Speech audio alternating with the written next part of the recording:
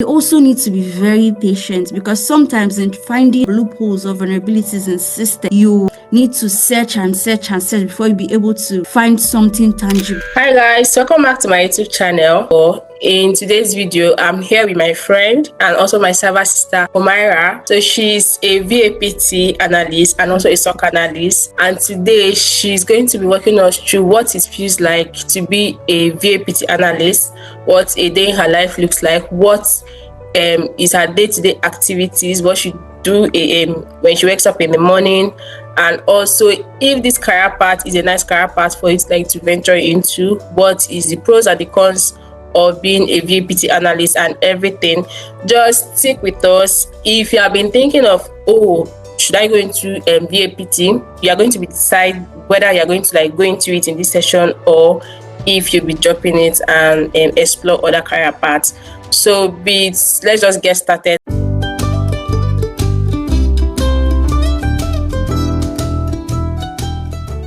Mara, hi, can you hear me? Hello, yes, I can hear you loud and clear. All right, please can you introduce yourself to us? Hello, everyone. My name is Humaira Adam Sidi. I am a penetration tester. I literally help organizations find loopholes in their infrastructure before real attackers can find them. And I also work with the IT team to be able to fix whatever vulnerability that I found in their system. I'm also into security operations. That means I also act like an attacker and also a defender. Wow. You also act like an attacker and also a defender. That's very nice. So can you like walk us through what like a particular day in your life looks like when you wake up in the morning? What do you do or what do you check as a VAPT analyst? Okay, as a VAPT analyst, I usually first, whatever I am working on, let's take for instance, I have a scope, a particular environment that I'm supposed to test. I first start by understanding the environment that I am testing. Let me understand, okay, is this a cloud environment? Is this a web environment? What does it look like? Is it a website? Is it an infrastructure, and understand how it looks like and how it works. Before then, I proceed to test if I can find loopholes or vulnerabilities in that system or infrastructure. Once I find those vulnerabilities, I want to validate that, okay, what I saw here or what I tested here, is it actually what it is? Then I'll then proceed to document my findings by writing a report so the non-technical team can be able to understand whatever message I'm trying to pass through to them.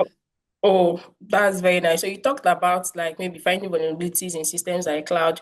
So as a VAPT analyst, do you also get the opportunity to work in systems like cloud too? Yes, absolutely, because the cloud is somewhere that has very critical information that needs to be protected. Because if an attacker gets access to the cloud infrastructure, whatever sensitive information that is hidden there definitely will be out there for the audience to see. So we need to test that, okay, is this particular system highly encrypted? Is it protected? And to ensure that the necessary protection is applied in each and every access, and to ensure that, okay, the level of access, has to apply like access control to each and every item that is on that cloud system. All right, okay. So what type of personality does somebody need to have for them to like to go into VAPT? Okay, for me, I would say you need to like be inquisitive.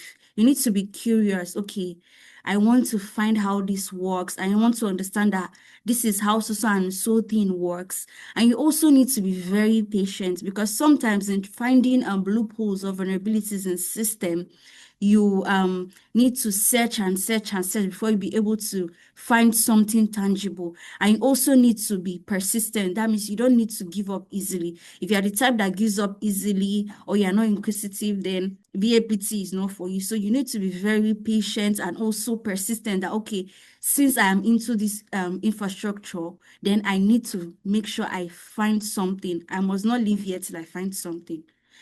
And you also need to enjoy figuring things out. Okay, can I, scatter this thing and rearrange it? How does this thing work? And also you need to dig deep that you'll be able to enjoy your things. But whenever you find something tangible, that excitement itself is different. Wow, so you need to somebody that is curious. You need to always have the mind to at least disorganize stuffs, hoping to like Yes. to. All right, that's very Yes, nice. So that they is call that reverse engineering. That means you scatter that thing and be able to like arrange it. oh, so that is. I Yes. feel like that is for soft skills that somebody needs to have. It can also go with the soft skill that you need to have, right? What about the technical Yes. skills? What are the skills that you need to have before you like go into VAPT? Okay, for you to go into VAPT, you need to understand what we call scripting. But you can also be a complete beginner, but should I say the resilience or the thoughtfulness of being able to learn, no matter how hard it is, should be there for you. So I can say, okay, even an art student can always go into VAPT depending on how much work they are willing to put in. So you need programming skills. You need to understand, most especially Bash scripting, so that you can be able to script on your Linux system and also make use of all those tools there. Okay, so how much of programming and networking skills do I need? Like, how much of it do I need for me to be able to like to succeed in this field? You need to understand networking, like you need to understand it well, because most especially if you are making use of tools like the Nmap tool, you need to understand, okay, how network works, the ports numbers, the protocol. That is, if you mistake, for instance, maybe you try to like carry out a reconnaissance on an IP address or a website, you need to understand that, okay, so and so protocol is open. What is the port number? What does this mean? If I see HTTP, does it mean that I can have access to the website? Or if I see that HTTP is closed, that means I cannot have access to the website. Things like that in networking is very, very important. That means all in all, you need to understand the OSI model like very well, and how network and data is being transmitted between system.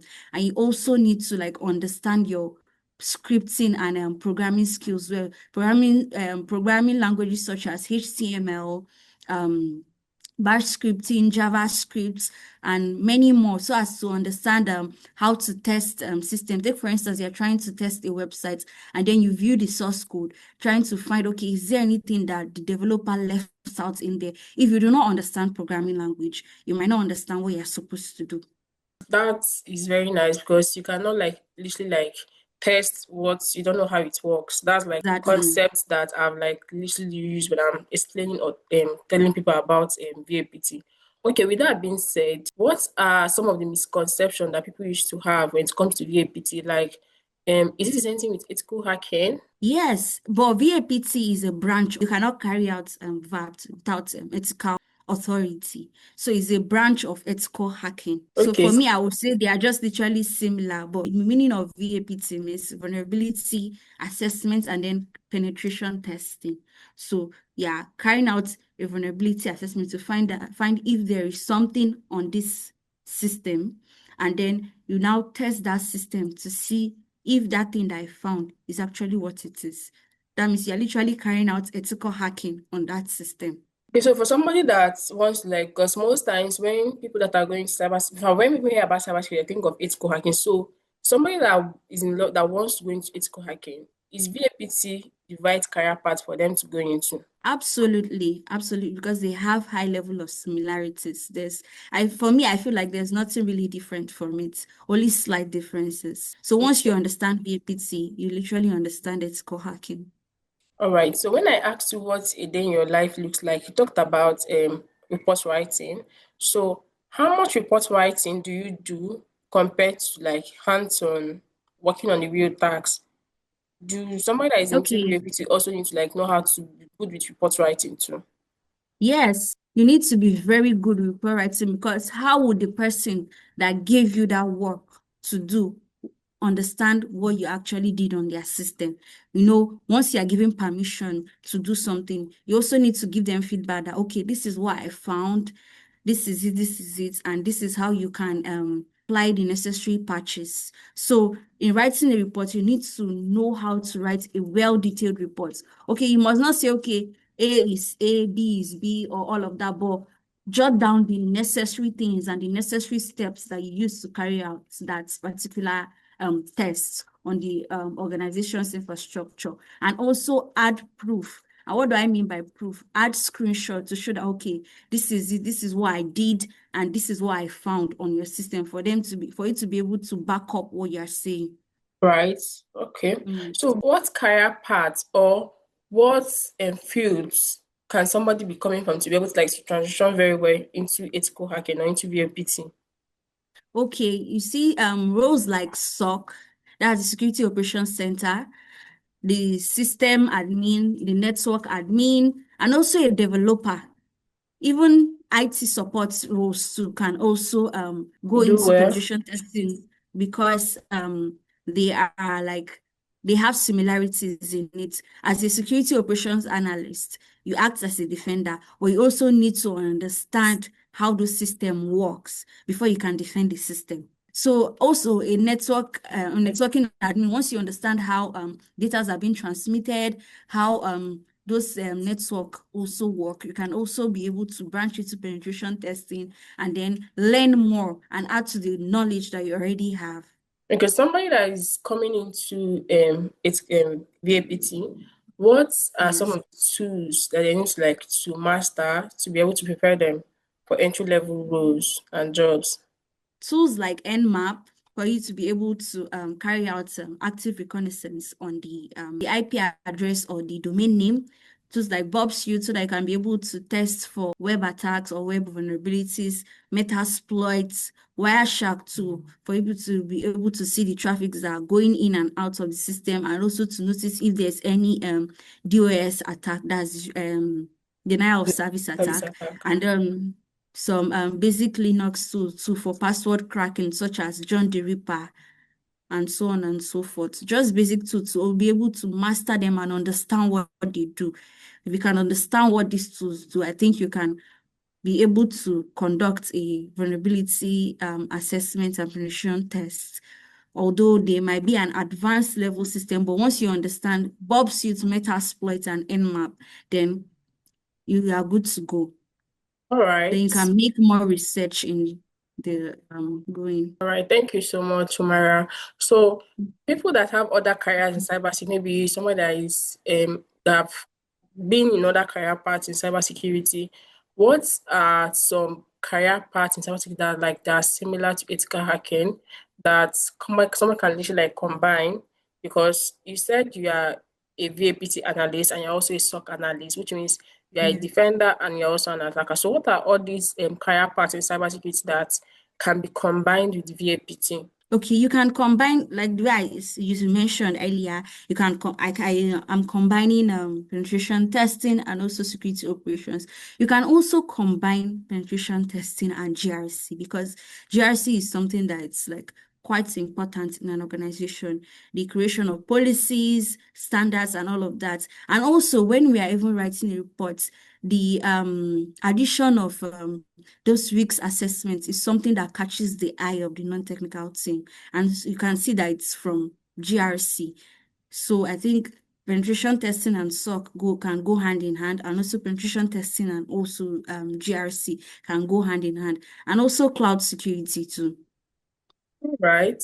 Okay. Yes. So speaking of VAPT and the career opportunities, are you comfortable talking about the job market? Well, for the job market, I think we are highly seek out. Like entry level roles are like very competitive because every infrastructure needs like a penetration tester, most especially if you deal with technology and also deal with finance. For me, I would say that whatever deals with money and life is something that is very important. So healthcare infrastructure and fintech infrastructures, we are highly sought out. Like the level of penetration testing rules out there, it's like a lot because everyone is looking for them. Most especially if you have like a fintech organization that you own, you need to protect your finances and that of customers to avoid story that touches the heart. So what about the job market in Nigeria? Well, the job market in Nigeria is something that I will always say that for me, I even feel like penetration testers are the most highly sought out roles because everything in mostly Nigeria is a country that deals with marketing. We import, export, and all of that. So if you have anything that is dealing with your finances, whether it's agriculture, whether it's healthcare, whether it's fintech, you will need somebody to always check what you are keeping, where you are keeping your money in, so as to know, so as to avoid anything that will harm your customer or will scatter your business. Okay.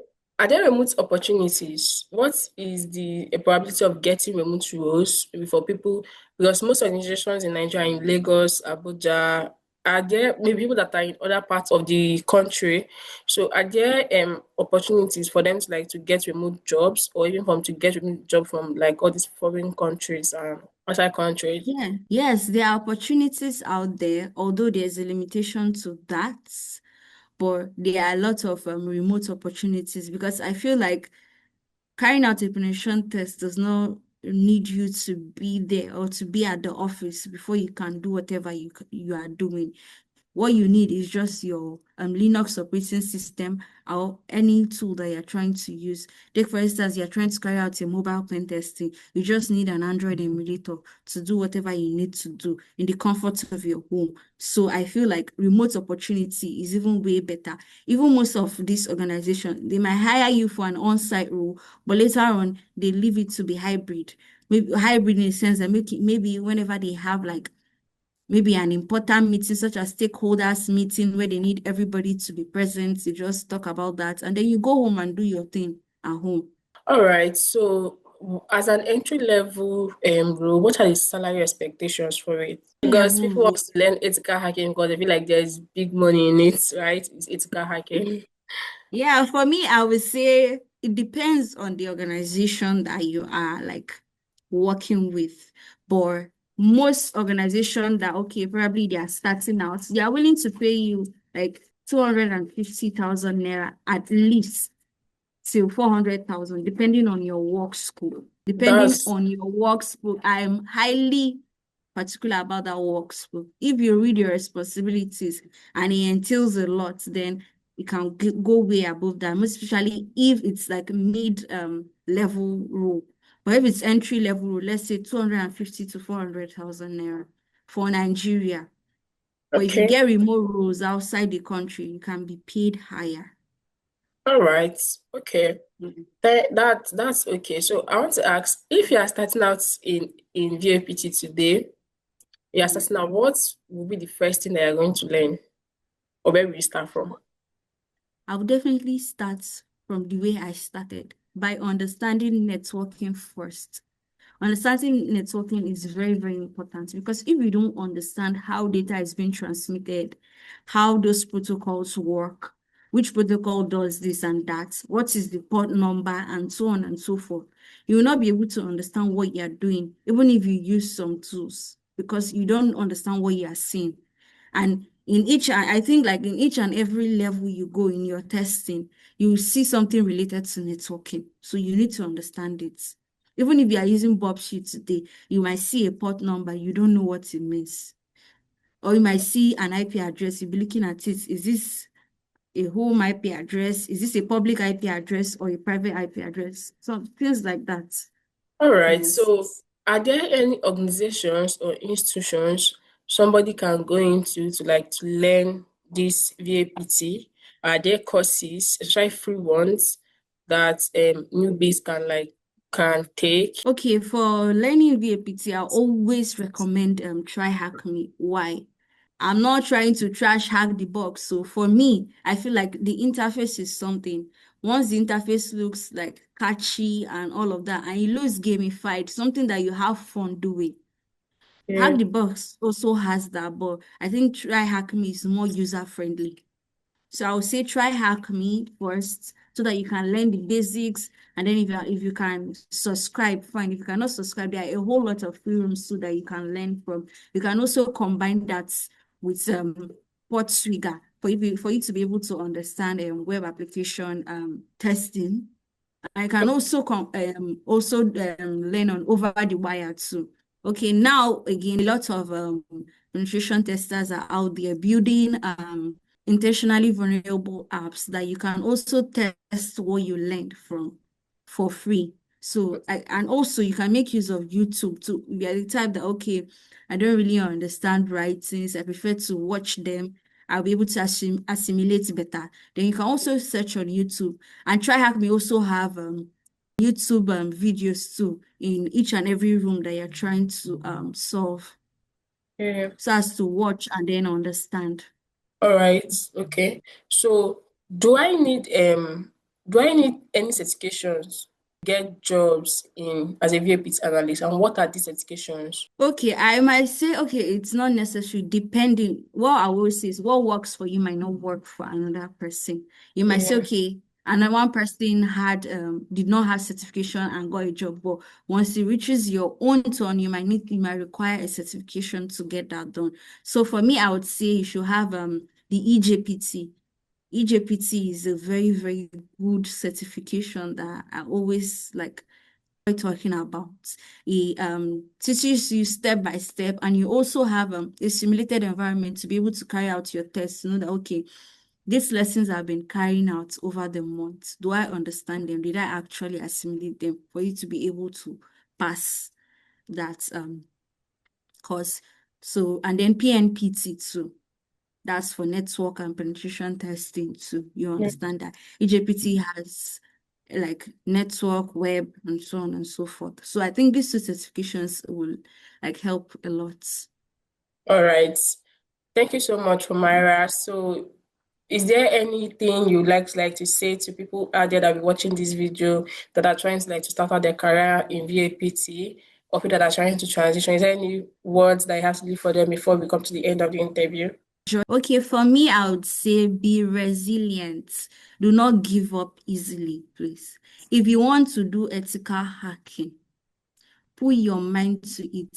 Think thoroughly. Say, okay, this is what I need to do, and I need to see it to the end. Be patient. You can't rush learning.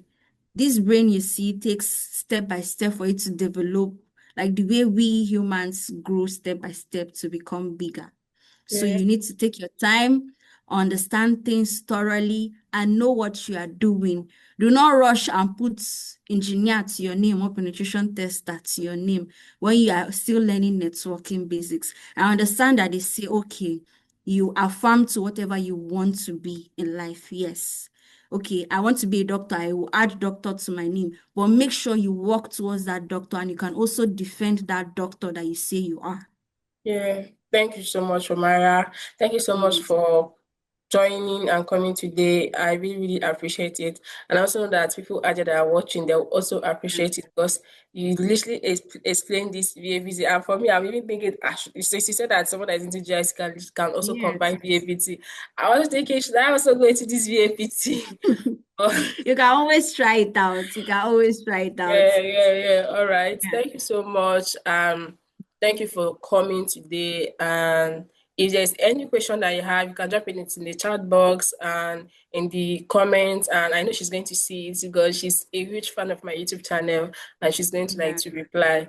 Or you can reach out to her. How can I reach out to you on LinkedIn, right? What Yes, is you your can LinkedIn name? reach out to me on LinkedIn or X.